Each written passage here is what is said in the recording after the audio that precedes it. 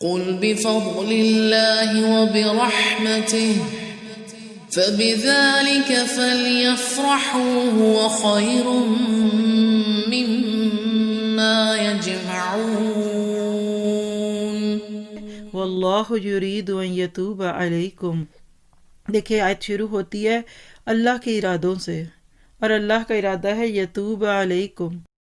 ایک بندہ اپنے گناہوں کے بوجھ سے لدا پھدا اللہ تعالیٰ کی طرف بھاگ رہا ہے، چلا بھی نہیں جا رہا، گر گر پڑ رہا ہے، ادھر سے اللہ یتوب علیکم اپنی رحمت کے ساتھ اس بندے کی طرف آتا ہے.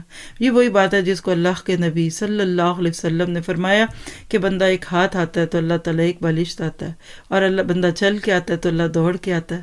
جتنی زیادہ خوشی اللہ تعالیٰ کو بندے کے پلٹ کر آنے پہ ہوتی ہے، اتنی کسی ماں کو نہیں ہو سکتی اپنے روٹھے ہوئے اور گمراہ بچے کو گھر آتے دیکھ کر.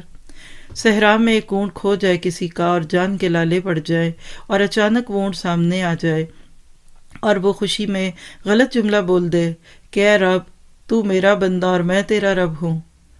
خوشی کا انداز ہے، جذباتیت. اب ہے تو جملہ شرک اور کفر کا، لیکن اللہ دلوں کو جانتا ہے کہ اس نے یہ جملہ کیسے بولا.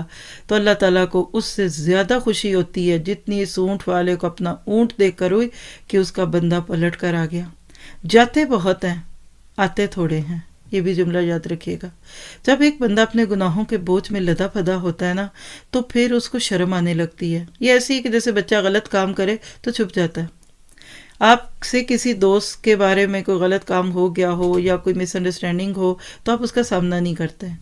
بیوی شوہر گھر بار ہر جگہ یہ اصول ہے کہ جس کی کوئی حق تلفی کی ہوتی ہے، جس کی بات پہ عمل نہیں کیا ہوتا، جس نصیحت کو اوور لک کیا ہوتا ہے، انہوں نے کچھ کہا آپ کچھ اور کر رہے ہیں تو شرمندگی ہوتی ہے، اور خاص طور پہ اس دن بڑی شرم آتی ہے جس دن امید ہو کے سامنا ہوگا. اسی لیے آپ دیکھیے جب کبھی ملاقات ہونی ہو تو اس سے پہلے روٹھے ہوئے اور بگڑے ہوئے لوگ میسیجز کرنا شروع ہو جاتے ہیں تاکہ ہمیں سب کے سامنے نہ کچھ پوچھیے. تو یہ ایک فطری سی بات ہے. اللہ تعالیٰ کو بندہ خوشی دیتا ہے توبہ کر کے. اللہ مجھے آپ کو اس کی توفیق عطا فرمائے.